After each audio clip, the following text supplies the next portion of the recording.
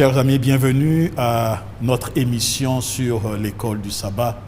La semaine dernière, nous avons découvert comment le peuple d'Israël a traversé de manière miraculeuse la mer Rouge et comment Dieu, par son intervention, les a délivrés quand ils étaient en détresse et les a ouvert le chemin de la liberté. Aujourd'hui, nous allons ensemble voir, comme vous pouvez l'imaginer, dans le désert, les premières difficultés auxquelles ils feront face. Il s'agit de la soif et de la faim. Et pour ce faire, nous recevons notre ami Paulé Nestor. Bienvenue. Merci beaucoup, pasteur. Et notre sœur Clémentine. Bienvenue. Merci beaucoup. Et ensemble, nous allons découvrir cette leçon qui a pour titre, n'est-ce pas, la faim et la soif. C'est ça? Oui. Bienvenue et à tout de suite.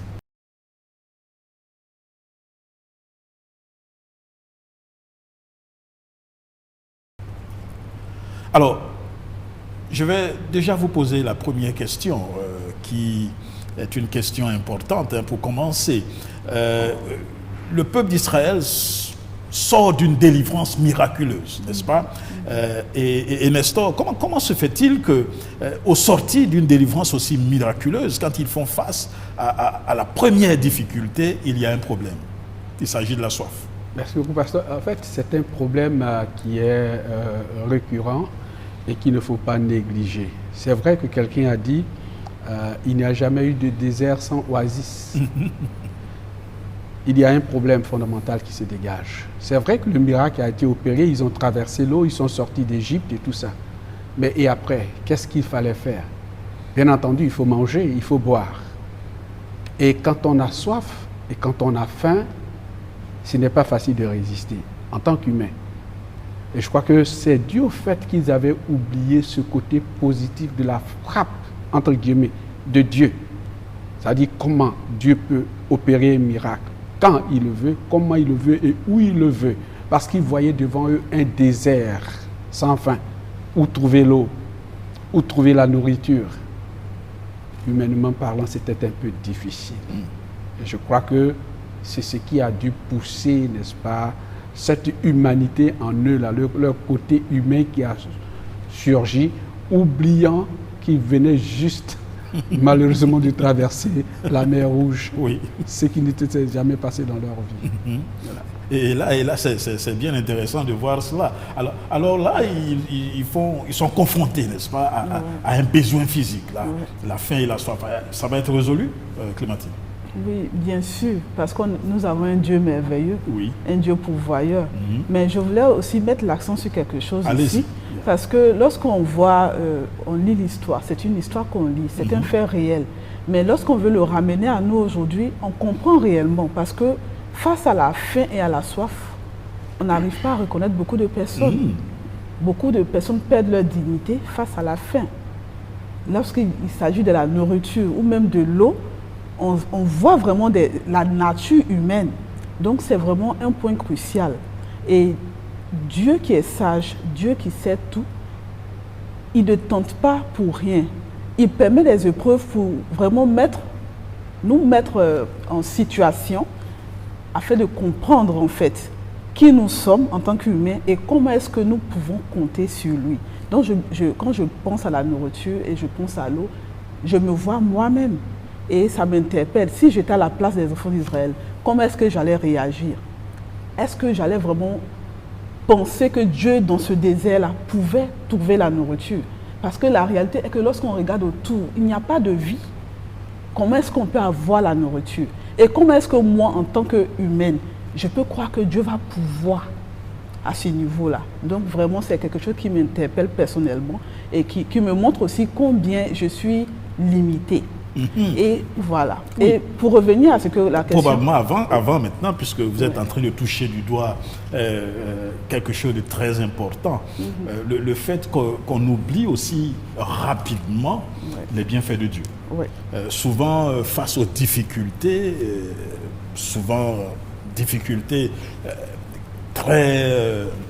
très fort. Nous oublions ce que Dieu a fait pour nous. Ça c'est le premier point que vous touchez du doigt qui est important.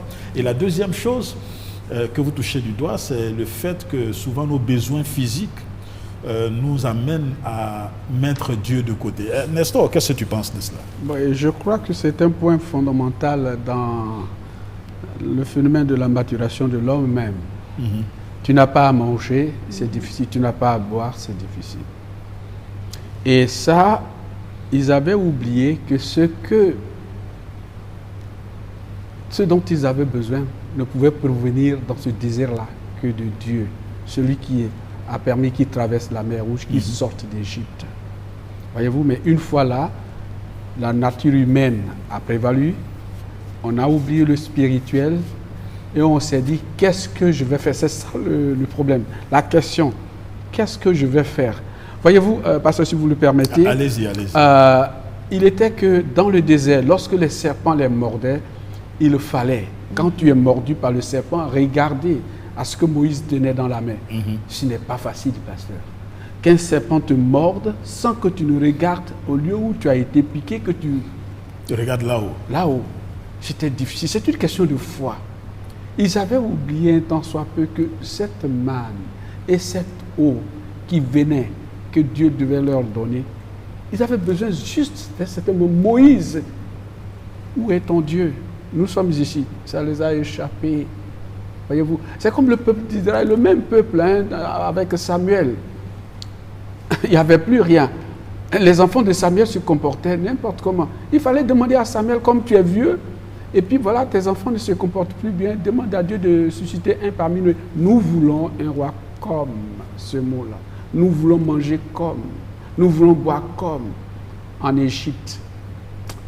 Ce n'était pas de l'ordre de Dieu, ce n'était pas la vision de Dieu. Malheureusement. Malheureusement, et ça a créé des murmures. Oui. La vie était à leur portée.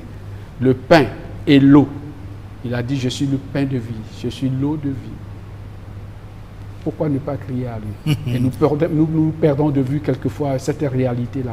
Et pourtant, elle est là avec nous. Intéressant. Et juste pour continuer, vous nous suivez, peut-être qu'aujourd'hui vous traversez des moments difficiles, peut-être que vous êtes en train d'oublier ce que Dieu a fait pour vous hier, avant-hier, il y a 1 an. Vous êtes passé par des moments difficiles où Dieu vous a délivré. Souvenez-vous qu'il est toujours présent et il peut faire quelque chose. Alors qu'est-ce qu'il a fait? Oui, en fait, je voulais rebondir sur un élément qu'il a cité tout à l'heure, parlant de foi. Ici, lorsqu'on parle de foi, la foi, quand on parle de la définition de la foi, qu'est-ce que c'est? Une ferme assurance des choses qu'on espère, une démonstration de celles qu'on ne voit pas. Ici, lorsque nous voulons vivre en tant que chrétiens et que nous regardons à ce que nos yeux voient physiquement, lorsque nous suivons nos sens, il serait difficile pour nous d'avoir confiance en Dieu. Parce que quand je regarde le désert, je me trouve dans un endroit où tout est sec. Je vais bien me demander, mais comment est-ce que Dieu va pouvoir? Vous comprenez? Donc la foi ici ne doit pas...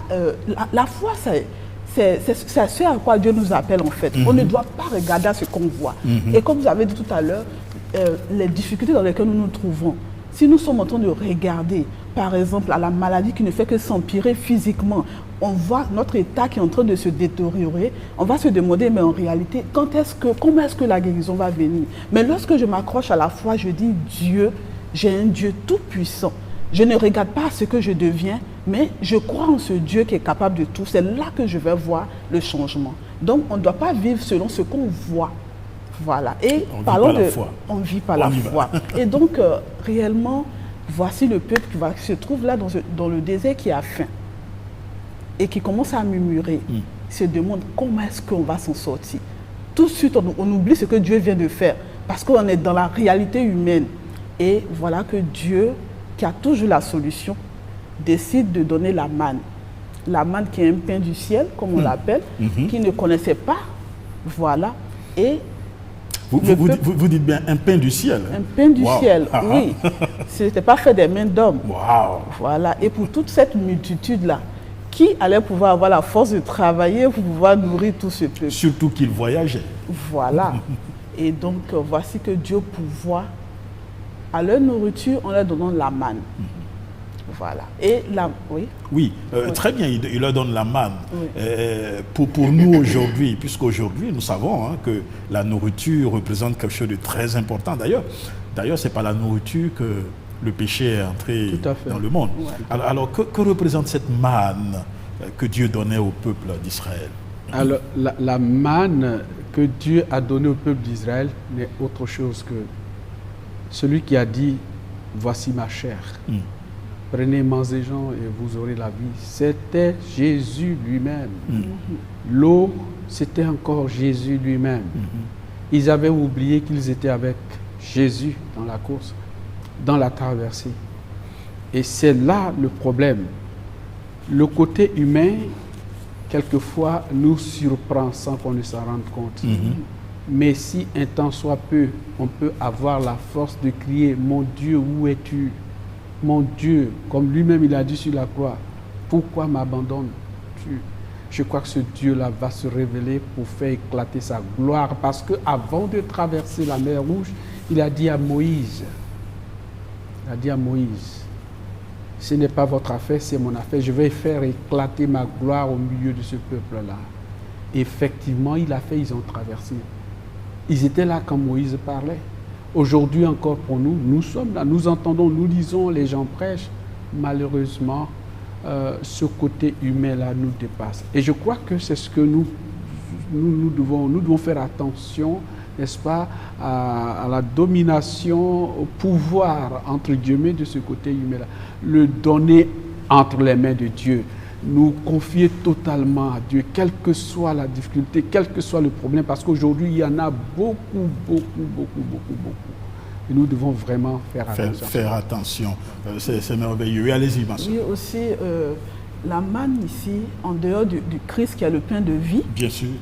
La manne aussi nous montre que Dieu est constant dans son rôle de pourvoyeur.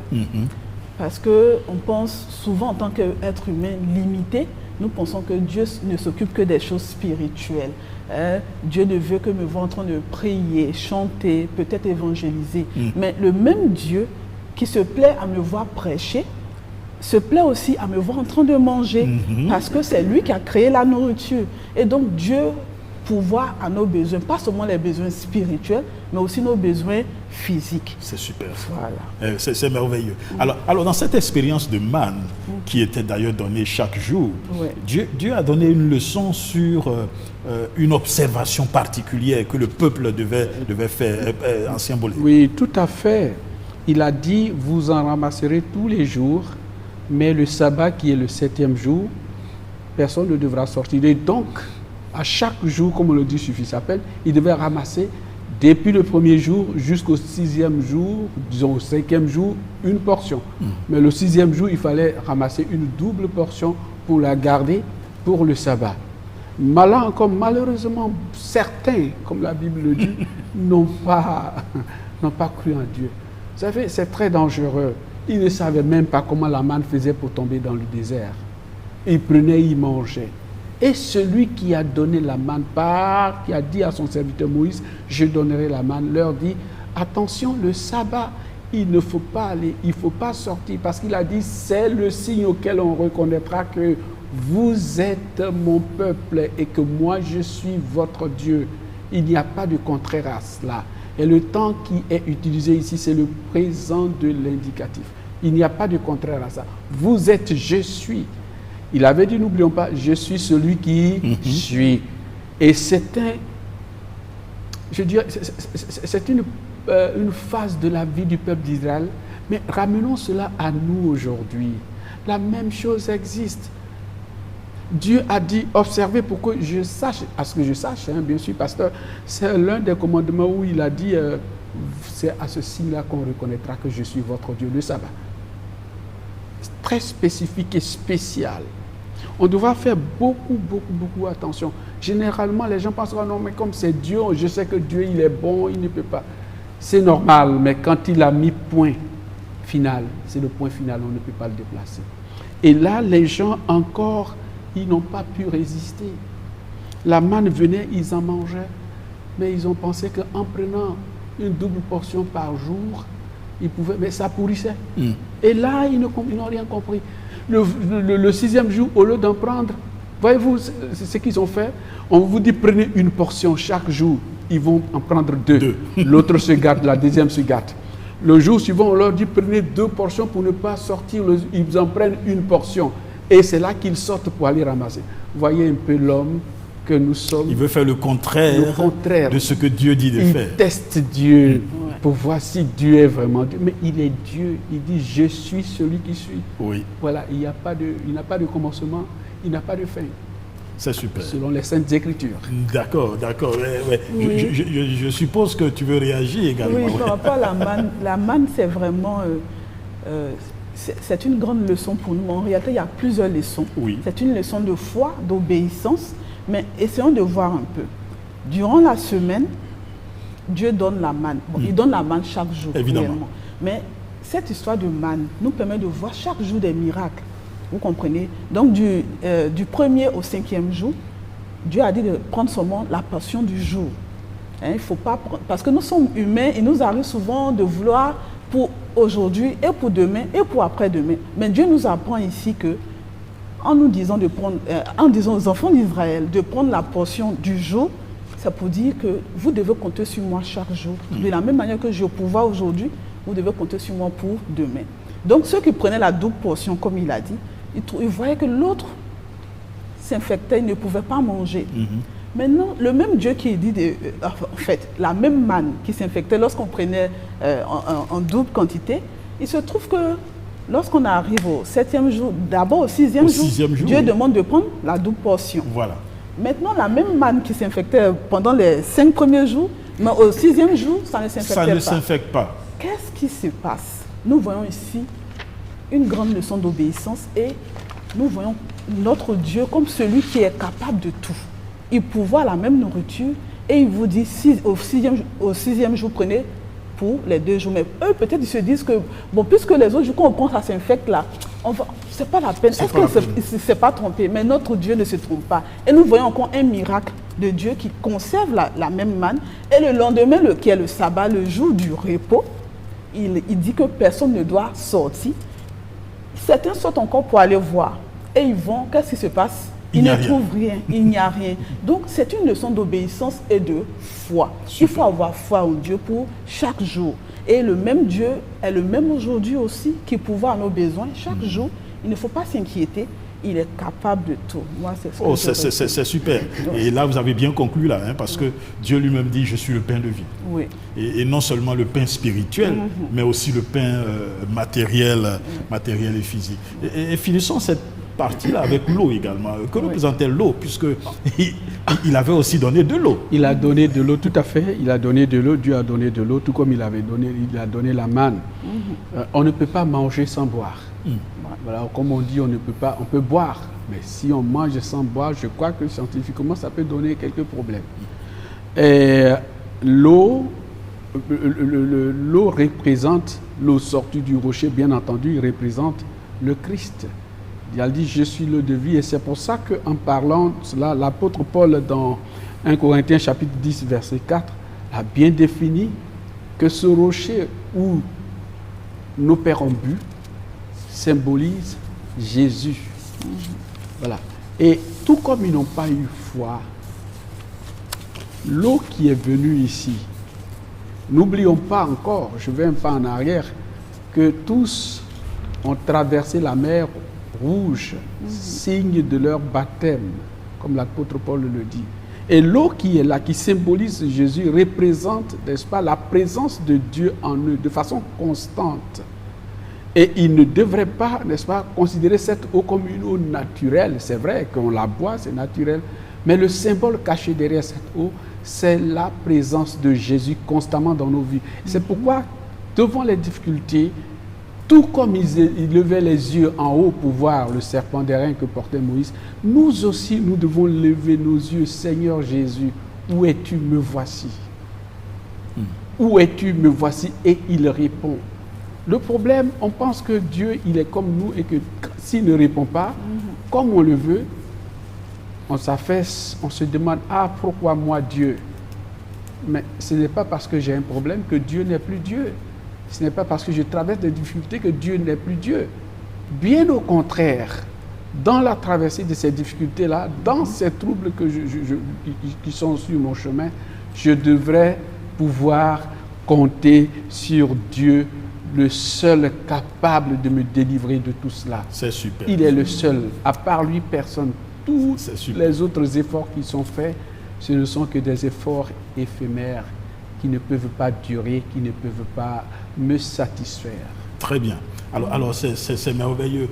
Alors, toutes ces erreurs répétées, n'est-ce pas, des enfants d'Israël, manque de foi, murmure, n'est-ce pas, est-ce que ces erreurs-là, n'est-ce pas, ne manifestent pas cette nature humaine qu'ils ont et qui est reflétée aussi dans notre vie actuelle? C'est un problème. C'était à elle que je posais la question. Mais tu peux oui, répondre. Oui, voilà. Merci beaucoup, pasteur. Le problème, c'est qu'aujourd'hui, nous vivons les mêmes choses. On peut dire qu'on n'a pas la manne, n'est-ce pas? On n'a pas l'eau, du rocher. Mais les difficultés qui étaient sur le chemin du peuple d'Israël, nous avons ces mêmes difficultés-là aujourd'hui. Un problème de foi, ça se résume en un problème de foi. Oui. Voilà, de la croyance, la matérialisation de ce que nous pensons que Dieu est et ce qu'il peut faire pour nous. Aujourd'hui, il y a beaucoup de laisser-aller. Nous souffrons beaucoup, nous avons beaucoup de problèmes terribles. Mais ce que je voudrais dire, pasteur, avant de laisser la parole à ma sœur, en quelques minutes, quelques secondes. Ayons foi en Dieu. Oui. Regardons à Dieu, quelle que soit la difficulté. Aujourd'hui peut être pénible, comme ils étaient en Égypte, mais demain, le meilleur est encore à venir. Ayons nos yeux fixés sur Jésus. C'est lui le seul qui peut nous délivrer. C'est lui qui peut pouvoir à tous nos besoins. Oui, sœur Clémentine. Merci, pasteur. Quand je lis l'histoire des enfants d'Israël, je vous assure qu'il ne m'arrive même pas à l'idée de les juger, de voir que... Mais pourquoi ils ne croient pas en Dieu? Pourquoi? Parce qu'en réalité, c'est ce que nous reflétons chaque jour, c'est le comportement que nous avons. Et quand je lis l'histoire, quand je me mets un peu en retrait, je me dis, mais c'est comme si Dieu, à chaque moment, était en train de les tester. Hein, vous voyez, il vous fait sortir d'Égypte et tout, il ouvre la mer Rouge pour vous, quelque chose qu'on n'avait jamais entendu auparavant, et il arrive, il n'y a pas à manger. Il donne la nourriture, et maintenant on trouve que l'eau, on a besoin d'eau, on veut boire de l'eau, et on commence encore à s'impatienter, à murmurer. Et à chaque moment, c'est comme si on ne voyait pas que Dieu est en train de nous tester un peu les enfants d'Israël. Et je parle de nous, à travers nos difficultés, Dieu est très souvent en train de nous tester. Parce que lorsqu'on passe une difficulté, c'est comme si on montait d'un grade. Et on n'a pas ce regard-là, on est fréquemment en train de se plaindre et tout. L'eau ici, en dehors de la source d'eau, l'eau est une source de vie. Bien sûr. Voilà, et si on veut projeter cela spirituellement, on voit que Jésus également est la source de vie. De même que Dieu nous a créés et nous sommes constitués à plus de 60% d'eau. Donc, c'est lui-même qui a créé cela en nous. C'est lui qui a institué, comment dirais-je en fait, c'est lui qui permet que l'eau soit pour nous une source de vie. Donc, il sait que de même que l'eau physique est pour nous une source de vie, de même nous ne pouvons pas vivre sans Jésus. Jésus est la source d'eau vive.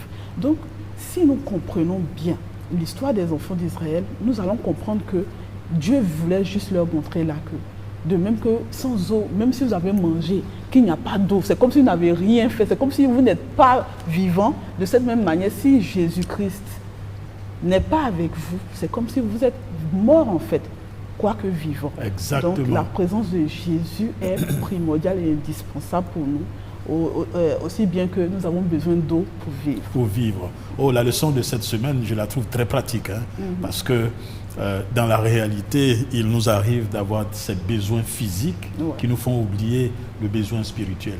Vous m'avez souvenu, là, cette belle rencontre entre Jésus et la femme samaritaine qui cherchait de l'eau. Et Jésus a dit, si l'eau que je vous donne, je te donne, tu la bois, tu n'auras plus jamais soif. Et ce peuple d'Israël avait besoin réellement de cette eau. Et probablement, nous, dans ce monde, avons aussi besoin de cette eau vive, qui ne peut être donnée que par Dieu lui-même.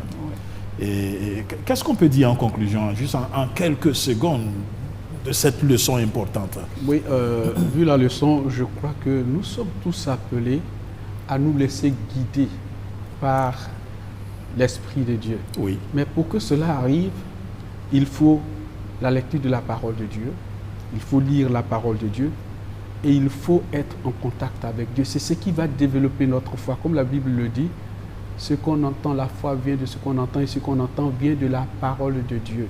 C'est ça le centre même de notre existence. Et c'est là, ce sera la manne, n'est-ce pas, à manger. C'est merveilleux, un mot aussi également. Oui, pour finir, ce que je pourrais dire, c'est que nous sommes aujourd'hui dans un monde, on pourrait dire peut-être un peu différent de celui des enfants d'Israël, mais toutefois, nous sommes aussi confrontés à des difficultés. Et comme les enfants d'Israël, nous pouvons compter sur la grâce de Dieu, sur la présence de Dieu, nous pouvons compter sur sa puissance et nous devons nous rappeler qu'il est le Dieu qui pourvoit à nos besoins et qu'il n'y a aucune difficulté qui soit au-delà de ses forces.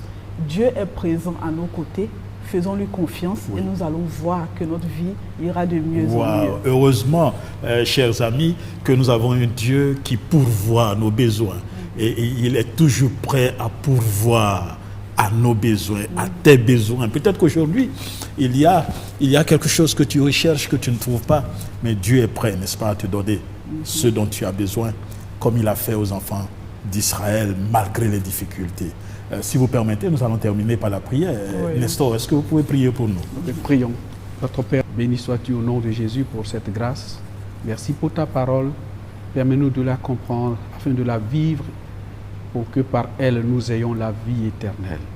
Merci Seigneur, au nom de Jésus. Amen. Amen. Chers amis, c'était merveilleux d'avoir été avec vous et d'avoir échangé sur cette belle leçon. Nous vous prions de rester toujours chaque semaine avec nous pendant cette série de l'école du sabbat, afin que nous puissions découvrir, étudier et comprendre ce cheminement du peuple d'Israël vers la terre promise. Que Dieu vous bénisse abondamment et à bientôt par sa grâce.